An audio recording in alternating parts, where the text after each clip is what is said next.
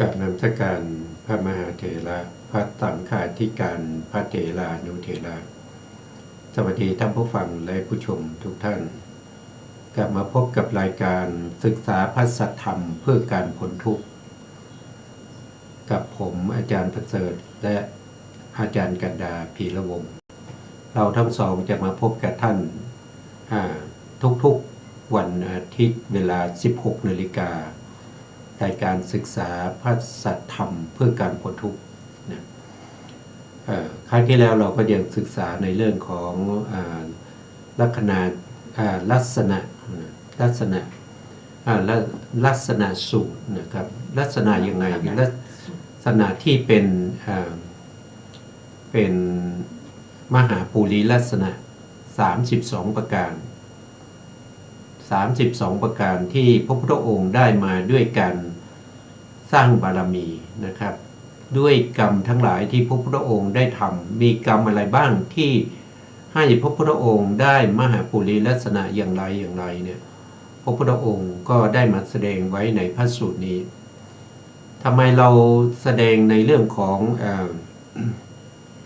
อันพัทธสูตรแล้วก็ทำไมยังไม่จบมาแสดงในลักษณะสูตรนี้ก็ตอบได้ว่าเพราะว่าตอนที่อัมพัทธมานพหรืออัมพัทธพราหมณ์ไปเข้าเฝ้าพระพุทธองค์แล้วก็ถามอาจารย์ว่าแล้วเราจะรู้ได้ยังไงว่าบุคคลนี้เป็นพระพุทธเจ้าอาจารย์เขาก็บอกว่าก็ให้ดูลักษณะ32ประการของมหาบุรุษถ้าเข้าตรงตำรานั่นก็แสดงว่าท่านเป็นพระพุทธเจ้า32ประการนะครับเราก็ได้ศึกษามาครั้งก่อนๆนะครับมีอะไรบ้างนะครับอาจารย์ทบทวนหน่อยได้ไหมครับ32ประการนะครับ32ประการก็จะมีอะไรบ้าง1. มีพระบาทราบเสมออันดี 2. พื้นภายใต้ฝ่าพระบาทพระมหาบุรุษมีจักเกิดขึ้นมีกรรมข้างละพันซี่มีกงมีดุมบริบูรณ์ด้วยอาการทั้งปวงแม้การที่พื้นพระบาทของพระมหาบุรุษมีจักเกิดขึ้นมีกรรมข้างละพันซี่มีกงมีดุมบริบูรณ์ด้วยอาการทั้งปวง 3. มีส้นพระบาทยาว 4. มีพระองคุลียาว 5. มีฝ่าพระหัตถ์และฝ่าพระบาทอ่อนนุ่ม 6. มีฝ่าพระหัตถ์ฝ่าพระบาทมีลายดุจตาข่าย 7. มีข้อพระบาทตั้งอยู่บนกึ่งกลางพระบาท 8. มีพระชงเรียวดุจแข้งเนื้อทราย 9. เสด็จยืนมิได้น้อมพระวรกายลงเอาฝ่าพระหัตถ์ทั้งสองรูปคลำได้ถึงพระชานุทั้งสอง 10. มีพระคุยหะเร้นอยู่ในฝัก 11. มีพระฉวีวันดุจทองคำ 12. มีพระฉวีละเอียด 13. มีพระโลมาขุมละเส้นแต่ละเส้นเสมอไปทุกขุมขน 14. มีพระโลมามีปลายช้อยขึ้นข้างบนมีสีเขียวเหมือนสีดอกอัญชันขดเป็นกุลทนทักขินาวัตร 15. มีพระวรกายตรงเหมือนกายพรหม 16. มีพระมังสะเต็มในที่7แห่ง 17. มีพระวรกายท่อนบนเหมือนกึ่งกายท่อนหน้าของราชสีห์ 18. มีร่องพระปริสดางเต็ม 19. มีพระวรกายดุจปริมณฑลแห่งต้นไทร 20. มีลำพระศอกตรงเสมอกัน 20. มีพระศอกตรงเสมอกันค่ะ 21. มีเส้นประสาทสำหรับรับรสอาหารได้ดี 22. มีพหนุดุจคางราชสีห์ 23. มีพระทน40 ซี่ 24. มีพระทนเรียบเสมอกัน 25. มีพระทนไม่ห่าง 26. มีพระเขี้ยวแก้วขาวงาม 27. มีพระจิวหาใหญ่ 28. มีพระสุรเสียงดุจเสียงแห่งพรหมตรัสมีสำเนียงดังนกกาละเวก 29. มีพระเนตรดำสนิท 30. มีดวงพระเนตรดุจตาโค 31. มีพระอุณาโลมบังเกิดระหว่างพระโขนงมีสีขาวอ่อนเปรียบเหมือนนุ่น 32. มีพระเศียรดุจประดับด้วยกรอบพระพักตร์ ครับอันนี้ก็เป็นมหาปุริลักษณะ32ประการของพระสัมมาสัมพุทธเจ้ามหาปุริลักษณะ32ประการนี้ไม่ใช่เวียนว่ายตายเกิดแล้วก็ได้มานะครับแต่ได้มาด้วยการกระทำอะไรก็ทำบุญกุศลทั้งหลายแล้วก็ได้มหาปุริลักษณะเหล่านี้มาแล้วพระพุทธองค์ก็ได้แสดงว่าทำกรรมอะไรบ้างนะครับที่ทำให้พระพุทธองค์ได้มาซึ่งมหาปุริลักษณะเหล่านี้ยกตัวอย่างเช่นนะครั้งที่แล้วเราศึกษาไปก็คือพระองค์พูดจาเป็นอาจเป็นธรรมเป็นอาจเป็นธรรมพูดจาไม่เต็มไปด้วยความเมตตาเป็นอาจเป็นธรรมเป็นวิชาการไม่เพ้อเจ้อได้อะไรมานะครับก็ได้ได้อะไรครับอาจารย์นะก็ได้พูดวาจานะครับก็ได้ในได้ข้อพระบาทนะได้ข้อพระบาทที่อยู่ตรงกลางฝ่าพระบาทนะอีกการหนึ่งเท่าที่จำได้นะครับก็คือพระองค์ตอนที่เป็นมนุษย์ในชาติก่อนๆนั้นได้เป็นอาจารย์สอนลูกศิษย์ลูกหานะครับคิดหาวิธีต่างๆนะครับในการที่จะสอนให้ลูกศิษย์ลูกหาของท่านเนี่ยได้รู้เร็วนะครับได้รู้โดยไม่ลำบากให้รู้และก็เข้าใจในสิ่งที่อาจารย์สอนได้โดยง่ายนะครับอันนั้นก็เป็นเหตุเป็นปัจจัยให้ท่านได้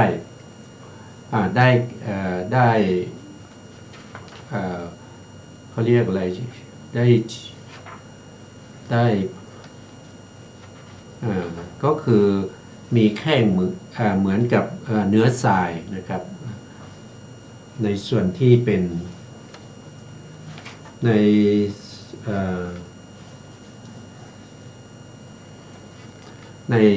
ส่วนที่เป็น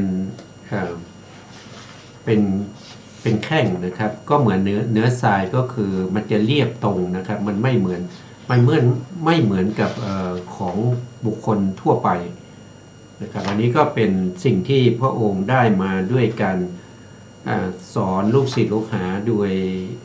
คิดหาวิธีที่จะทำให้ลูกศิษย์ลูกหาได้เข้าใจได้เร็วแล้วก็ได้ไม่ลำบากในการศึกษาเล่าเรียน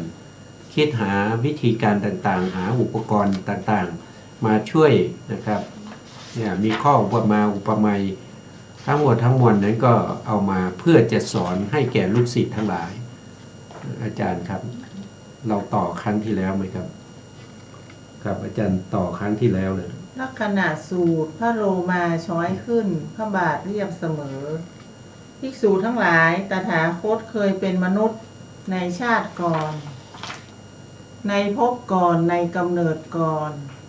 ได้เข้าไปหาสมณะหรือพราหมณ์แล้วซักถามว่าข้าแต่ท่านผู้เจริญกรรมส่วนกุศลเป็นอย่างไรกรรมส่วนอกุศลเป็นอย่างไรกรรมส่วนที่มีโทษเป็นอย่างไรกรรมส่วนที่ไม่มีโทษเป็นอย่างไรกรรมส่วนที่ควรเสพเป็นอย่างไร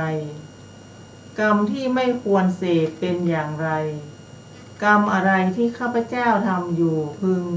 เป็นไปเพื่อไม่เป็นประโยชน์เพื่อทุกข์ตลอดกาลนานอันหนึ่งกรรมอะไรที่ข้าพเจ้าทำอยู่พึงเป็นไปเพื่อเป็นประโยชน์เพื่อสุขตลอดกาลนานตถาคตย่อมเข้าถึงสุคติโลกสวรรค์เบื้องหน้าแต่ตายเพราะกายแตกเพราะกรรมนั้นอันตนทำสั่งสมพอกพูนทำให้ไพบูรณ์ครั้นจุติจากสวรรค์นั้นแล้วมาสู่ความเป็นอย่างนี้ย่อมได้ซึ่งมหาปุริลักษณะคือมีพระชวีสุขุมละเอียดเพราะพระชวีสุขุมละเอียดธุลีละอองมิติดพระวรกายพระมหาบุรุษทรงสมบูรณ์ด้วยพระลักษณะนั้นถ้าอยู่ครองเรือนจะได้เป็นพระเจ้าจักรพรรดิ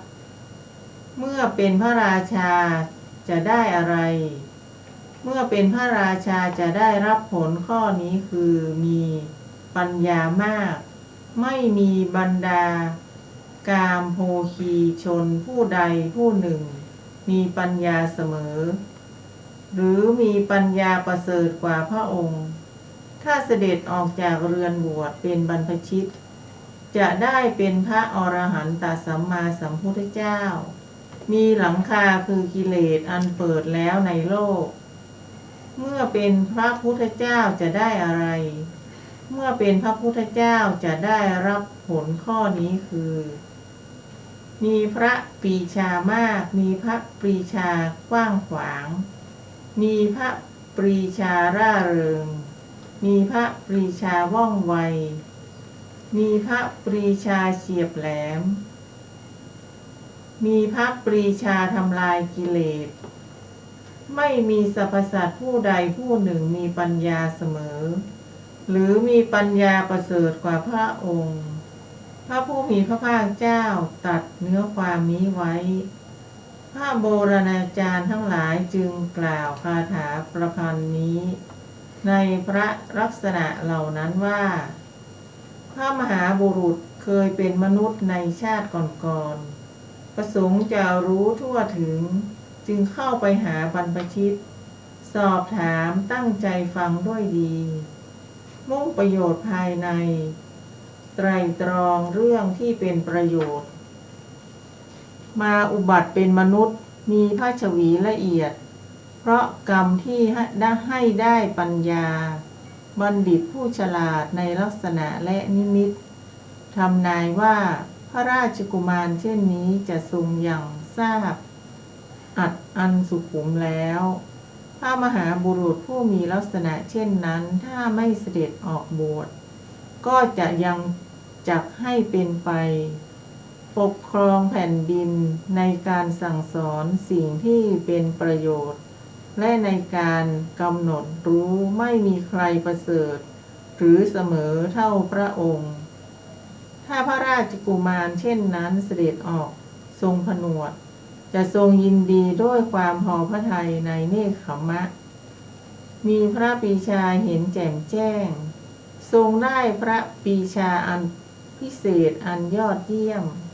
บรรลุพระโพธิญาณมีพระปรีชาประเสริฐกว้างขวางดังแผ่นดินครับอันนี้ก็เกิดจากพระปรีชาหรือความสามารถเนี่ยก็เกิดจากการที่พระองค์ได้สะสมบุญบารมีมาครับไม่ใช่จะได้มาโดยเวียนว่ายตายเกิดนะครับเวียนว่ายตายเกิดแล้วก็สามารถที่จะมีพระปัญญาอย่างนี้ไม่มีนะครับไม่มีแต่เหตุกับผลเท่านั้นนะครับมีแต่เหตุกับผลเท่านั้นทำสิ่งไหนก็จะได้สิ่งนั้นนะครับพระพุทธองค์เป็นผู้ที่แนะนำสั่งสอนลูกศิษย์ลูกหาหรือสมณพราหมณ์ที่เข้าไปหาหรือไปสอบถามในสมัยก่อนๆเนี่ยพระองค์ได้เป็นอาจารย์เป็นผู้สอนมนต์แก่ลูกศิษย์ลูกหามีพราหมณ์มีสมณะมาซักถามพ ระองค์ก็จะแนะนำว่าส่วนนี้เป็นกุศลนะส่วนนี้เป็นอกุศลนะครับส่วนที่เป็นกุศลเนี่ยเป็นสภาพที่ไม่มีโทษนะไม่มีโทษให้ผลเป็นความสุขนะครับส่วนที่เป็นอกุศลนั้นเป็นธรรมที่มีโทษแล้วก็ให้ผลเป็นความทุกข์นะครับด้วยกรรมเหล่านั้นนะครับว่าจึงทำให้พระพุทธองค์เนี่ยนะครับตายจากภพนั้นนะครับก็ไปเกิดเป็นเทวดานะครับก็ไปอยู่ในเทวดาชั้นดุสิตในเทวดาชั้นดุสิตเนี่ยก็จะอยู่ในจะอยู่ยาวนานถึงเท่าไหร่นะครับถึง 4,000 ปีทิพย์นะหรือถ้านับโดยมนุษย์เราก็จะมีอยู่ถึง576 ล้านปีมนุษย์แต่การที่พระโพธิสัตว์ที่จะไปเกิดอยู่ยาวนานอย่างนั้นนะส่วนมากท่านไม่ปรารถนาท่านไม่ปรารถนาที่จะไปสวยความสุขอยู่บนเทวดาเป็นระยะเวลาที่ยาวนานอย่างนั้นท่านก็มีวิธีของท่านนะครับเมื่อผลของกรรมให้ไปเกิดเป็นเทวดาแล้วท่านก็จะมีวิธีในการที่จะจุติจากความเป็นเทวดามาเกิดเป็นมนุษย์มาเกิดเป็นมนุษย์เพื่ออะไรก็เพื่อที่จะสร้างบุญบารมีนะครับการสร้างบุญบารมีไม่ว่าจะเป็นการให้ทานนะครับให้ทานเนี่ยถ้าเป็นเทวดาแล้วจะให้ยังไงนะครับจะให้ทานยังไงนะครับจะใส่บาตรก็ไม่จะใส่บาตรก็ต้องมาใส่บาตรที่เมืองมนุษย์จะให้ใครนะครับมีโภคทรัพย์นะครับได้เงินได้ทองได้ความโชคดีทั้งหลายก็ต้องมาเมืองมนุษย์นะครับก็ไม่สะดวกไม่สะดวกก็จะทำวิธีของท่านก็คือจุติจากเทวดาแล้วก็มาเกิดเป็นมนุษย์นะครับเพื่อที่จะมาสร้างบารมีต่อฐานะบารมีอยู่เป็นมนุษย์ก็ทำได้โดยง่ายนะครับในสมัยที่ท่านเป็นเวลามาพามเนี่ยท่านก็ให้ทานไม่มีอะไรที่ท่านไม่เคยให้ไม่มีอะไรเลยที่ท่านไม่เคยให้ทุกสิ่งทุกอย่างเวลามาพามนะครับแล้วต่อมาก็จะเป็นพระเวสสันดรนะครับพระเวสสันดรก็พระเวสสันดรนี่เป็นภพที่สร้างบารมีเต็มแล้วนะสร้างบารมีเต็มแล้วพร้อมที่จะได้ตรัสรู้เป็นพระพุทธเจ้าอันนี้ภพนี้นะภพสุดท้ายไม่คือจะว่าภพสุดท้ายก็ไม่ใช่นะครับเป็นพระเวสสันดรนะครับตายจากพระเวสสันดรแล้วก็ไปเกิดอยู่ชั้นดุสิตเกิดไปอยู่ชั้นดุสิตเนี่ยท่านอยู่ครบอายุนะในสมัยที่ท่านเป็นเขาเรียกว่าเป็นเทวดาเศรษฐเกตนะเศรษฐเกตอยู่ชั้นดุสิตนะท่านอยู่จนครบอายุ576 ล้านปีนะครับเมื่อครบอายุแล้วพวกเทวดานะครับพวกเทวดาทั้งหลายก็ดูโลกมนุษย์เราเนี่ยมันไม่หาคนที่สร้างคุณงามความดีเพื่อจะมาเกิดเป็นเทวดาก็มีน้อยนะครับก็ตรวจสอบดูใครนะที่จะไปเป็นผู้ที่จะไปสั่งสอนมนุษย์ให้ทำความดีได้นะครับตรวจสอบดูก็พบว่าเศรษฐเกตเนี่ยถึงเวลาที่หมดอายุแล้วถึงหมดอายุแล้วก็พิจารณาดูบุคคลนี้ไม่ใช่ธรรมดานะครับเป็นพระโพธิสัตว์เป็นผู้ที่สร้างบารมีมาเต็มแล้วนะครับเทวดาหมื่นจักรวาลนะครับก็พากันไปที่สำนักของเทพบุตรเศรษฐเกตแล้วก็ได้อาราธนาให้ท่านเนี่ยไปเกิดเป็นมนุษย์เพื่อจะได้ตรัสรู้เป็นพระพุทธเจ้านะครับเมื่อมีเทวดามาอาราธนาท่านก็ตรวจสอบนะครับท่านก็ตรวจสอบเขาเรียกว่ามหา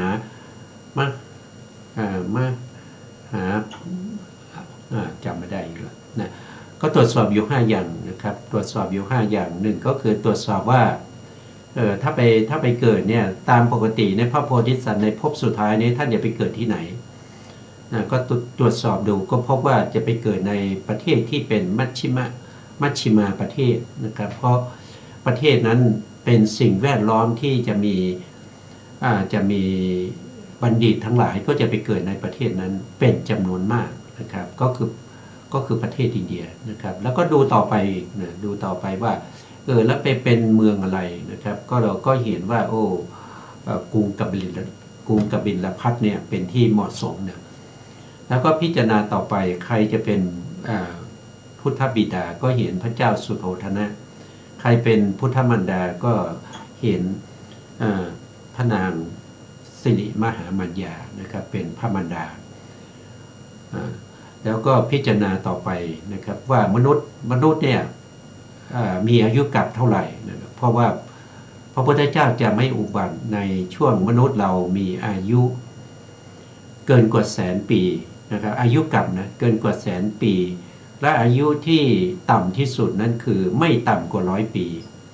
ท่านก็พิจารณาเห็นว่ามนุษย์ในสมัยนั้นมีอายุกัปอยู่ที่100 ปีก็ว่า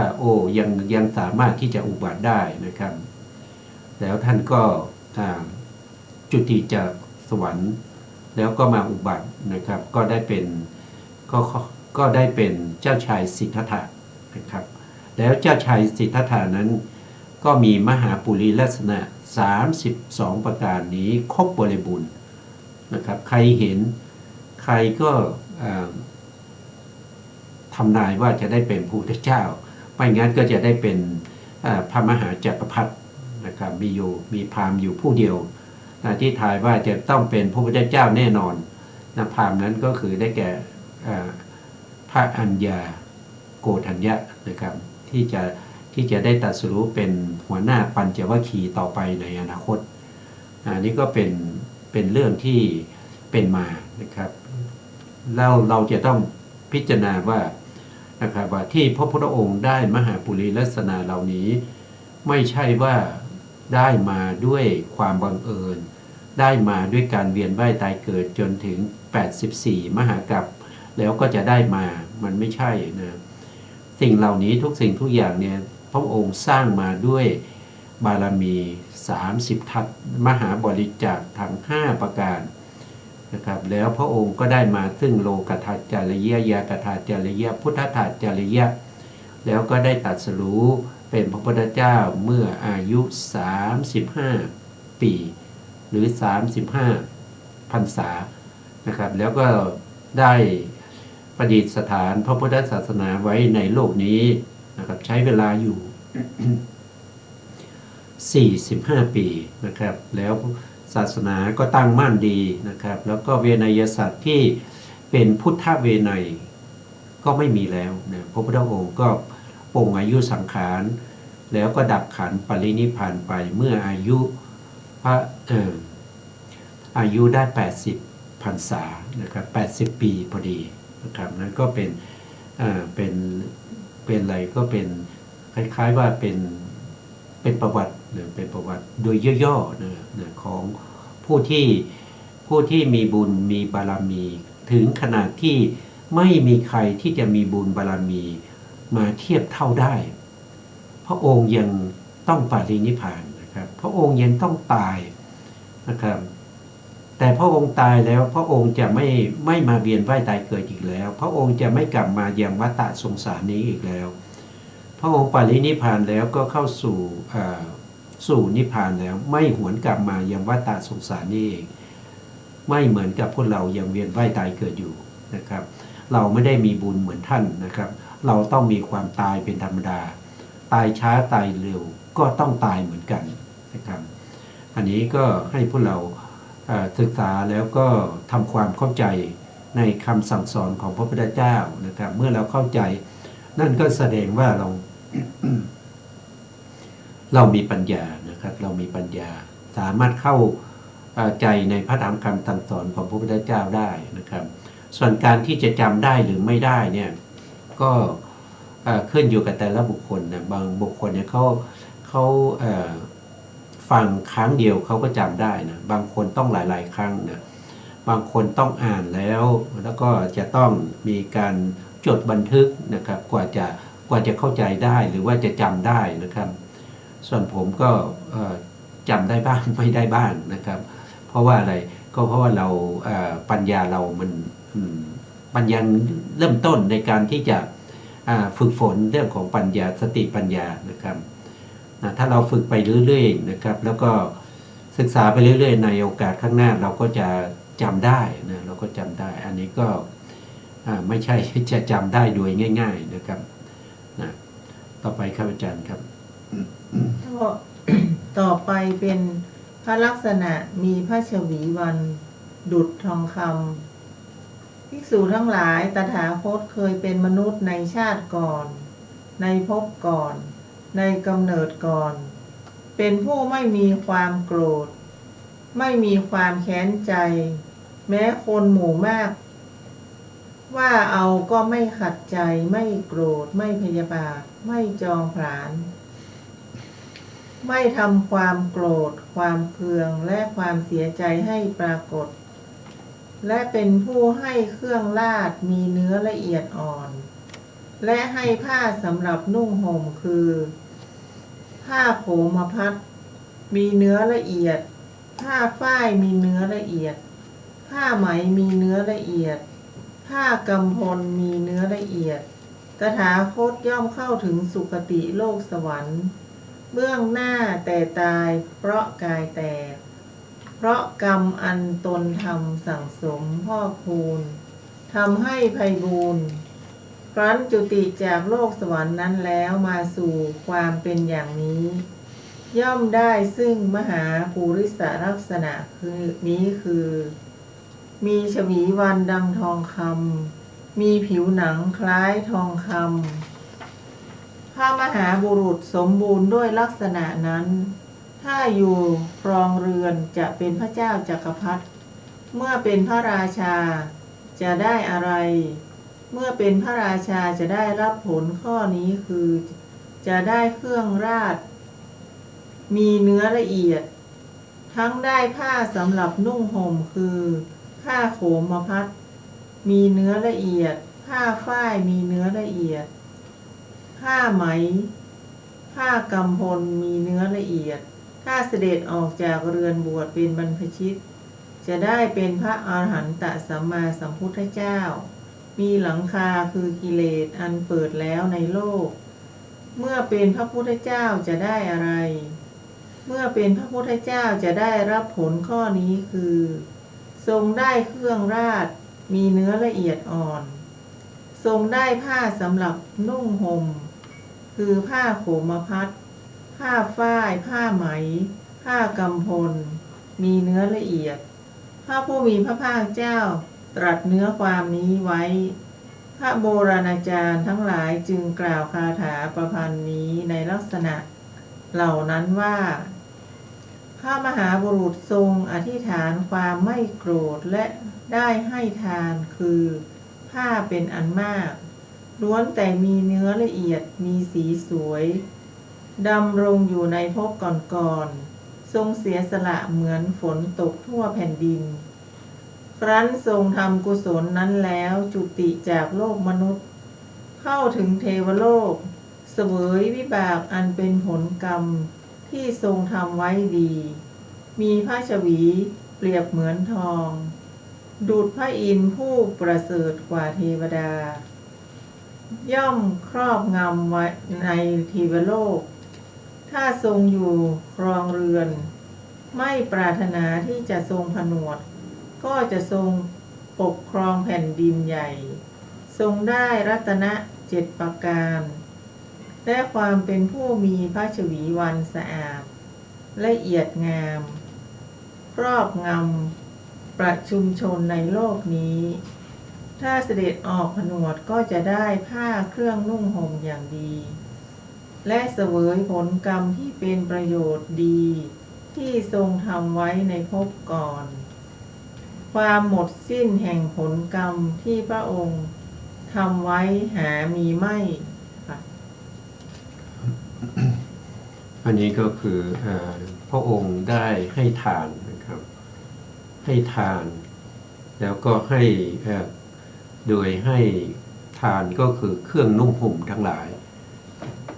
มีผ้ากำพลนะมีผ้ากำพลเนื้อละเอียดมาในอดีตชาติในภพก่อนๆนะครับ จึงเป็นผลเป็นเหตุให้พระองค์เนี่ยมีผิวพรรณนะครับเหมือนกับทองคำมีผิวมีเป็นดังทองคำอันนี้ก็เกิดจากการเป็นผู้ที่ให้ทานนะครับเป็นผู้ที่มีใจเมตตาแล้วก็ให้เครื่องนุ่งห่มทั้งหลายแล้วก็จะสังเกตเห็นได้ว่าการให้ทานแล้วก็ผลของกรรมเนี่ยมันก็จะตรงกันถ้าให้เสื้อผ้านะให้เสื้อผ้าเครื่องนุ่งห่มทั้งหลายผิวพรรณก็จะสดใสนะถ้าให้มากๆนะครับให้มากๆจนถึงกับเป็นบารมีนะครับผิวพรรณนั้นก็จะเป็นดั่งทองนะผิวพรรณจะเหมือนทองเลยนะครับอันนี้เป็นกรรมที่พระองค์ได้ทำมานะครับอาจารย์ครับต่อไหมครับต่อไปเป็นพระลักษณะพระคุยหะเร้นในฝักภิกษุทั้งหลายตถาคตเคยเป็นมนุษย์ในชาติก่อนในภพก่อนในกำเนิดก่อนเป็นผู้นำพวกญาติมิตรสหายผู้มีใจดีที่สูญหายพลัดพรากไปนานให้กลับมาพบกันนำมารดาให้พบกับบุตรนำบุตรให้พบกับมารดานำบุตรให้พบกับบิดานำบิดาให้พบกับบุตรนำบิดากับพี่น้องให้พบกันนำพี่ชายกับน้องสาวให้พบกันนำน้องสาวกับพี่ชายให้พบกันครั้นนำเขาให้พบพร้อมเพียงกันแล้วก็ชื่นชมตถาคตย่อมเข้าถึงสุคติโลกสวรรค์เบื้องหน้าแต่ตายเพราะกายแตกเพราะกรรมนั้นอันตนทำสั่งสมพอกพูนทำให้ไพบูลย์ครั้นจุติจากโลกสวรรค์แล้วมาสู่ความเป็นอย่างนี้ย่อมได้ซึ่งมหาปุริสลักษณะคือมีพระคุยหะเร้นอยู่ในฝักพระมหาบุรุษสมบูรณ์ด้วยพระลักษณะนั้นถ้าทรงอยู่ครองเรือนจะได้เป็นพระเจ้าจักรพรรดิเมื่อเป็นพระราชาจะได้อะไรเมื่อเป็นพระราชาจะได้รับผลข้อนี้คือมีพระราชโอรสมากมีพระราชโอรสของพระองค์มีกว่า 1,000 ล้วนกล้าหาญมีรูปทรงสมเป็นวีรกษัตริย์สามารถย่ำยีเสนาของข้าศึกได้ถ้าเสด็จออกจากเรือนบวชเป็นบรรพชิตจะได้เป็นพระอรหันตสัมมาสัมพุทธเจ้ามีหลังคาคือกิเลสอันเปิดแล้วในโลกเมื่อเป็นพระพุทธเจ้าจะได้อะไรเมื่อเป็นพระพุทธเจ้าจะได้รับผลข้อนี้คือมีพระอริยสาวกมากพระอริยสาวกของพระองค์มีจำนวนหลายพันล้วนเป็นผู้แกล้วกล้ามีความเพียรเป็นองค์สมบัติกำจัดเสนาคือกิเลสเสียแล้วได้และพระผู้มีพระภาคเจ้าตรัสเนื้อความนี้ไว้พระโบราณอาจารย์ทั้งหลายจึงกล่าวคาถาประพันธ์นี้ในพระลักษณะเหล่านั้นว่าพระมหาบุรุษเป็นมนุษย์ในชาติก่อนๆได้ทรงนำพวกญาติมิตรที่สูญหายพลัดพรากไปนานให้มาพบกันครั้นทำให้เขาพร้อมเพรียงกันแล้วก็ชื่นชมเพราะกุศลกรรมนั้นพระองค์จึงไปสู่ไตรทิพย์เสวยความสุขและสมบัติเป็นที่เพลิดเพลินและยินดีจุติจากเทวโลกแล้วเวียนมาเกิดในโลกนี้ย่อมได้องคาพยพที่ปกปิดตั้งอยู่ในฝักพระมหาบุรุษเช่นนั้นมีพระโอรสมากพระโอรสมากกว่าพันล้วนแกล้วกล้าเป็นวีรบุรุษสามารถให้ศัตรูพ่ายไปมีปีติเกิดและทูลถ้อยคำน่ารักแก่พระมหาบุรุษที่ยังทรงเป็นคฤหัสถ์เมื่อพระมหาบุรุษเสด็จออกผนวดบำเพ็ญพจน์มีพระสาวกมากกว่านั้นล้วนแต่ดำเนินตามพระพุทธพจน์พระลักษณะนั้นย่อมเป็นนิมิตส่องความนั้นสำหรับพระมหาบุรุษที่เป็นคฤหัสถ์หรือบรรพชิต ในสมัยที่พระพุทธองค์สร้างบารมีเพื่อให้ได้มาซึ่งความเป็นพระพุทธเจ้าเนี่ยนะแล้วก็ลักษณะมหาปุรีลักษณะทั้ง30องค์ประการนี้ไม่ใช่ทำแค่ชาติเดียวนะครับไม่ใช่ทำแค่4-5 ชาตินะพระพุทธองค์สร้างมาเป็นระยะเวลายาวนานถึง4 อสงไขยแสนมากกับ เกิดมาทุกภพทุกชาติก็จะต้องสร้างบารมีนะครับแล้วก็บารมีแต่ละอย่างนี้ไม่ใช่จะสร้างง่ายๆนะครับสร้างบารมีแต่ละอย่างก็ด้วยความยากลำบากแล้วก็ต้องสร้างติดต่อกันเป็นระยะเวลายาวนานถึง4 อสงไขยแสนมากกับแล้วก็เวลาสร้างบารมีนะครับพระองค์ก็ยังให้ความเคารพในการที่จะสร้างบารมีเหล่านั้นนะครับไม่ใช่ทำทิ้งคว้างๆนะครับมีจิตใจที่มุ่งมั่นนะครับแล้วก็ทำด้วยความจริงใจพระองค์ถึงได้มหาปุริลักษณะเหล่านี้มานะครับแล้วก็มีที่ท่านบอกว่านะครับถ้าเป็นฆราวาสก็จะได้เป็นพระเจ้าจักรพรรดินะมีบริวารมากมายนะครับแวดล้อมนะแต่ถ้าพูดถึงว่าได้เป็นพระพุทธเจ้านะครับก็จะมีพระภิกษุแวดล้อมนะถ้าเราศึกษาในพระไตรปิฎกเราก็จะเห็นได้ว่าส่วนมากเนี่ยเวลาพระพุทธองค์เสด็จไปที่ไหนนะครับก็จะมีพระภิกษุเนี่ยแวดล้อมโดยปกติก็จะมีอยู่500องค์นะ500 องค์ที่จะตามเสด็จพระพุทธองค์ไปในที่ต่างๆนอกจากว่าพระพุทธองค์ประสงค์ที่จะไปแต่เพียงพระองค์เดียวเนี่ยพระพุทธองค์ก็จะไม่บอกภิกษุทั้งหลายนะครับแล้วก็จะเสด็จไปแต่เพียงพระองค์เดียวไปทำไมนะครับอย่างเช่นที่พระพุทธองค์ไปโปรดแก่ปุกุสาตินะปุกุสาติซึ่งเป็นพระราชานะครับแล้วก็ออกบวชโดยอุทิศพระพุทธเจ้าแต่ไม่เคยเห็นพระพุทธเจ้านะครับเป็นเจ้าเมืองอยู่ถ้าจำไม่ผิดก็เจ้าเมืองตักกศิลานะครับก็สละราชสมบัติแล้วก็ออกบวชนะครับแล้วก็มาเพื่อจะเข้าเฝ้าพระพุทธองค์ที่กรุงสาวัตถีนะครับเมื่อมาเนี่ยเขาก็มาปรากฏอยู่ในข่ายพยานของพระสัมมาสัมพุทธเจ้า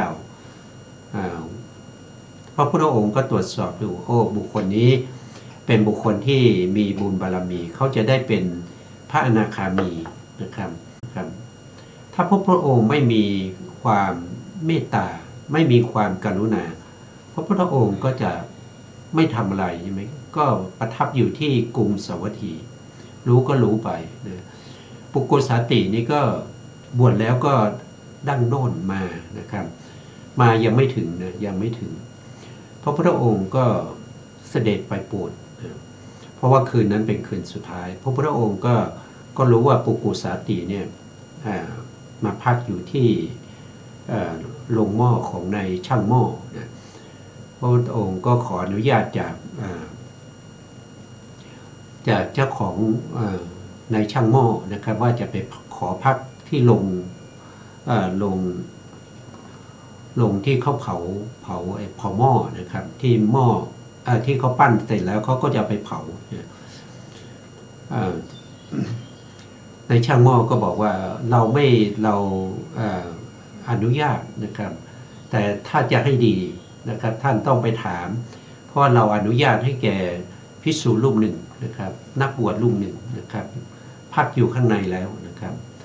ถ้าท่านประสงค์จะพักท่านก็ไปขออนุญาตเขาพระพุทธองค์ก็ไปพระพุทธองค์รู้แล้วว่าเป็นปุกุสาตินะครับมาพักอยู่ตรงนั้นปุกุสาตินี่เขาก็บวชแล้วนะครับเขาบวชด้วยตัวเองเขาไม่ได้บวชเพราะว่าพระพุทธองค์บวชให้เขาก็มาพักอยู่ตรงนั้นนะครับเขาก็เข้าฌานเขาได้ฌานแล้วเขาเป็นโลกิยฌานนะครับก็นั่งหลับตาพระพุทธองค์ก็เข้าไปนะครับแล้วก็ไปนั่งนะครับเห็นเขาหลับตาก็นั่งนะ เขานั่งอยู่นานนะพระพุทธองค์ก็นั่งอยู่ตามนั้นนะเมื่อเขาออกจากฌานพระพุทธองค์ก็รู้นะเมื่อรู้แล้วเขาพระพุทธองค์ก็ตรัสถามนะครับว่าวันนี้เราขอพักด้วยคนนะท่านก็ไม่ได้รู้ว่าเป็นพระพุทธเจ้านะครับแล้วก็ไม่ได้เห็นพระรัศมีของพระพุทธเจ้านะเพราะว่าพระพุทธเจ้าน่าจะเก็บนะน่าจะเก็บรัศมีที่เปล่งออกจากพระวรกายนะข้างละ1 วา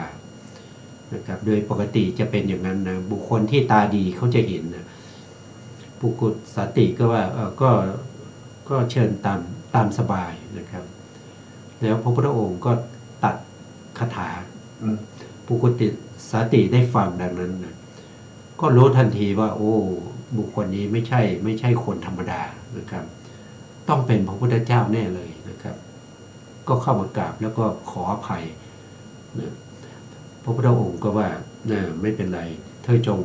เราจะแสดงธรรมให้เธอฟังนะเมื่อปุกุสาติทำจิตใจสงบแล้วพระพุทธองค์ก็แสดงธรรมให้ฟังเขาก็ได้เป็นพระอนาคามีนะเขาก็ได้ตรัสรู้ธรรมเป็นพระอนาคามีแล้วเขาก็ขอบวชนะพระพุทธองค์ก็ตรวจสอบดูว่าปุกุสาติเนี่ยเคยได้ทำบุญมาไหมเกี่ยวกับเรื่องของการที่จะได้เอหิภิกขุนะเอหิภิกขุนั้นก็คือบุคคลนั้นจะต้องทำบุญมาก่อนนะครับทำบุญอะไรก็คือทำบุญในเรื่องของการเรื่องของอัฏฐบริขารทั้งหลายนะครับในสมัยก่อนๆเนี่ยเวียนว่ายตายเกิดมาเนี่ยเคยบวชไหมและในขณะที่บวชเนี่ยได้เคยอนุเคราะห์อัฏฐบริขารแก่ภิกษุทั้งหลายหรือไม่ถ้าได้ทำเนี่ยก็สามารถที่จะบวชด้วยเอหิภิกขุก็คือถ้าพระพุทธองค์ตรัสว่าเธอจงเป็นภิกษุมาเถิดบุคคลนั้นก็จะมีจีวรจะมีจีวรมีสังฆติมีตะบงมีบาตรมีอะไรหมดเลยนะครับเหมือนกับพระพุทธองค์ประทานให้เหมือนกับภิกษุที่บวชมาแล้วเป็น100 ปีเมื่อพระพุทธองค์ตรวจสอบแล้วปุกุสาตินี่เคยทำบุญเกี่ยวกับเรื่องของการบวชมาไหมเช่นเคยให้ทานในเรื่องของตายจีวรหรือเปล่าเคยให้ทานเกี่ยวกับเรื่องบาตรไหมเคยให้ทานเกี่ยวกับเรื่องอัฏฐบริขารทั้งหลายหรือเปล่านะตรวจสอบแล้วไม่เคยเพราะนั้นพระองค์ก็ตรัสว่าถ้าเธอจะบวชเนี่ยเธอต้องไปหาจีวรหาผ้ามาทำจีวรไปหาบาตรมาไปหาอัฏฐบริขารทั้งหลายมาก่อนถ้าครบแล้วก็มาเราจะบวชให้นะเขาก็ไปหาเนี่ยเราฟังตรงนี้แล้วเนี่ยเราก็รู้ทันทีว่าเราจะได้อะไรเนี่ยมันไม่ใช่ว่าจะได้ด้วยธรรมดานะครับไม่ใช่ว่าจะได้ด้วยอยากได้ก็ได้นะคือถ้าเราไม่เคยทำบุญมาก่อนเนี่ยเกี่ยวกับเรื่องนั้นนะมันยากนะมันยากที่เราจะได้อะมันไม่ใช่ได้ง่ายๆนะครับอย่างเช่นปุกุสาตินะหรืออีกเรื่องหนึ่งก็คือเรื่องของพระพาหิยะนะพระพาหิยะก็ไม่เคยทำบุญในเรื่องนี้ขอบวชพระพุทธองค์ก็ไม่ได้ประทานเอหิภิกขุแต่ให้ไปหาบาตรหาจีวรหาอะไรมาแล้วค่อยมาบวชนะครับ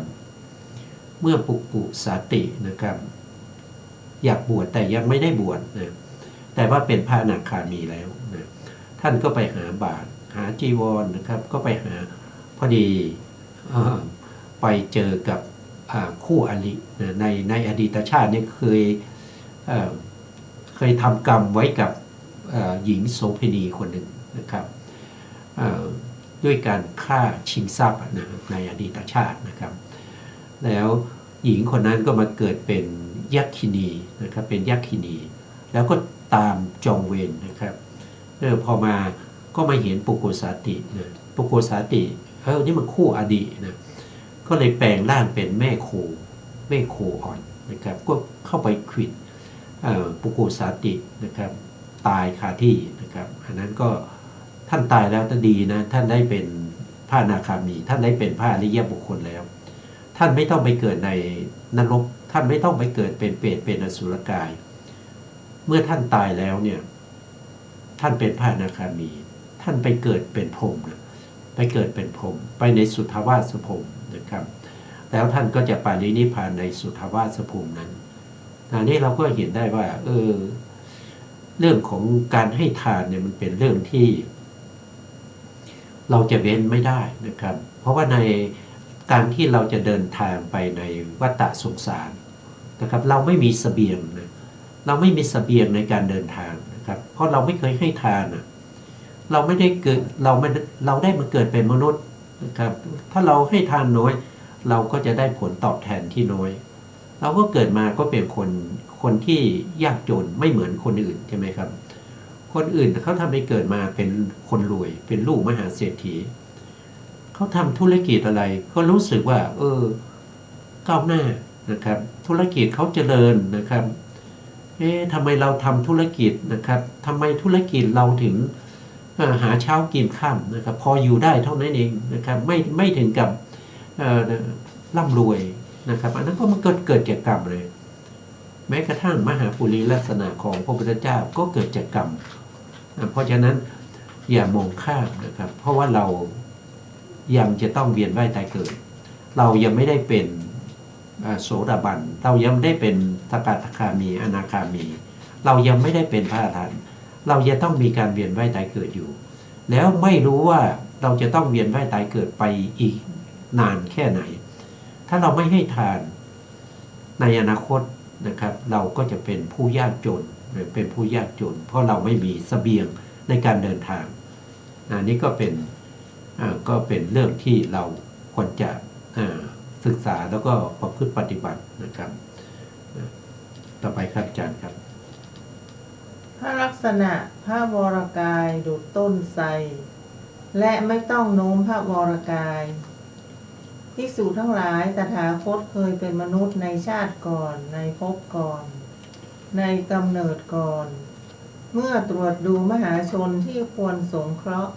ย่อมรู้จักชนที่เสมอกัน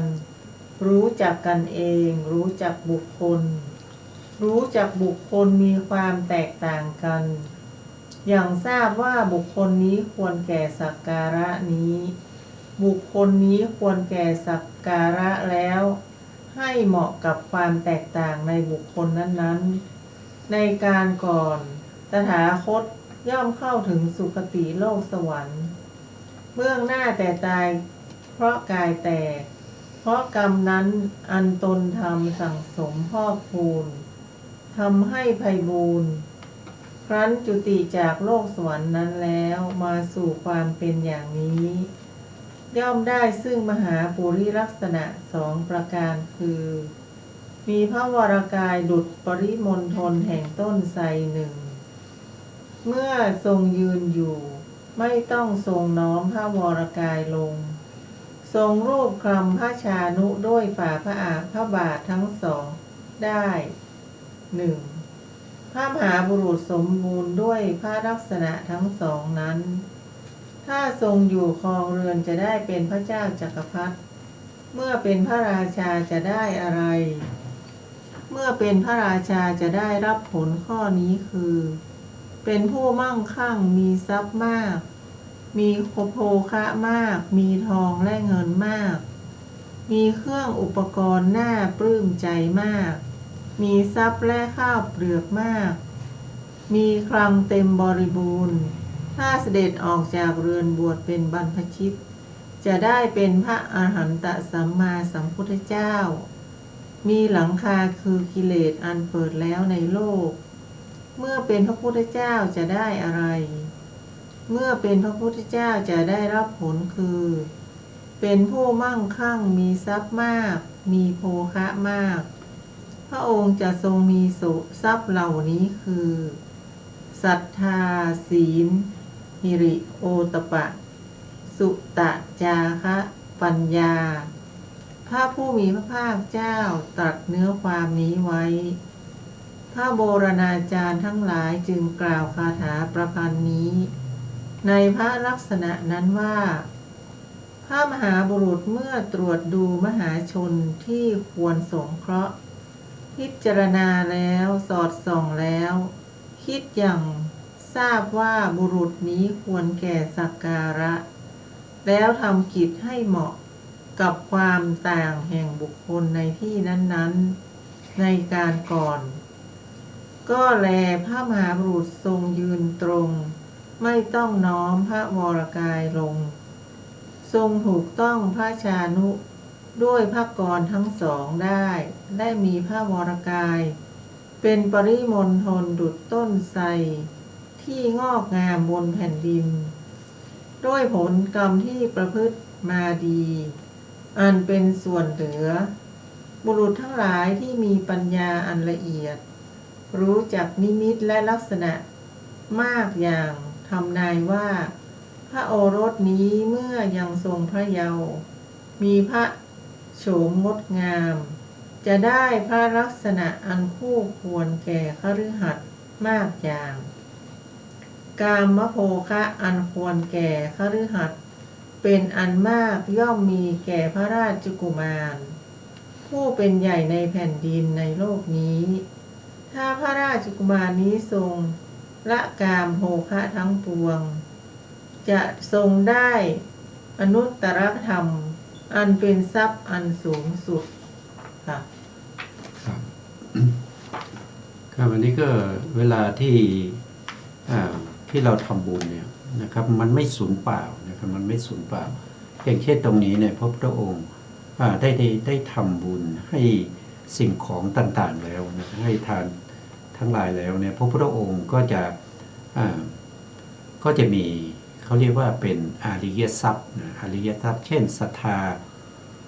ธาศีลสุตตะจาระปัญญาหิริแล้วก็โอตปะนะอันนี้เป็นอริยทรัพย์นะอริยทรัพย์เป็นทรัพย์ที่เราจะใช้ในการเดินทางไปในวัฏสงสารนะไม่ใช่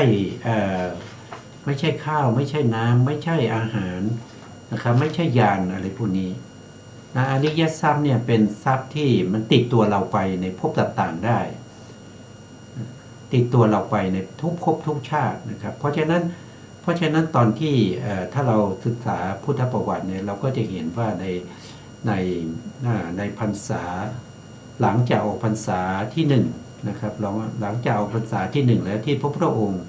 เสด็จไปโปรดพุทธบิดาที่กรุงกบิลพัสนะมีอยู่ครั้งหนึ่งนะครับ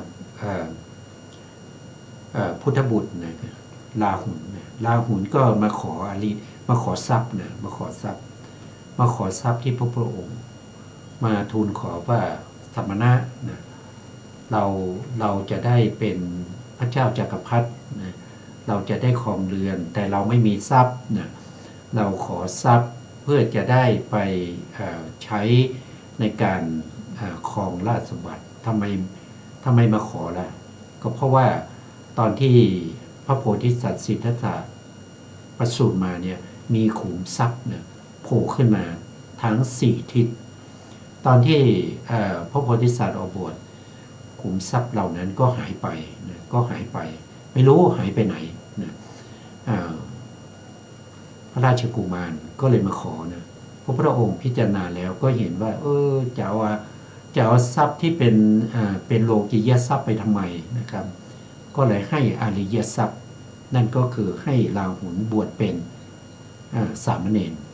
นะครับอันนั้นก็ให้อริยทรัพย์นะวันนี้เวลาเราหมดแล้วครับอาจารย์ครับนะ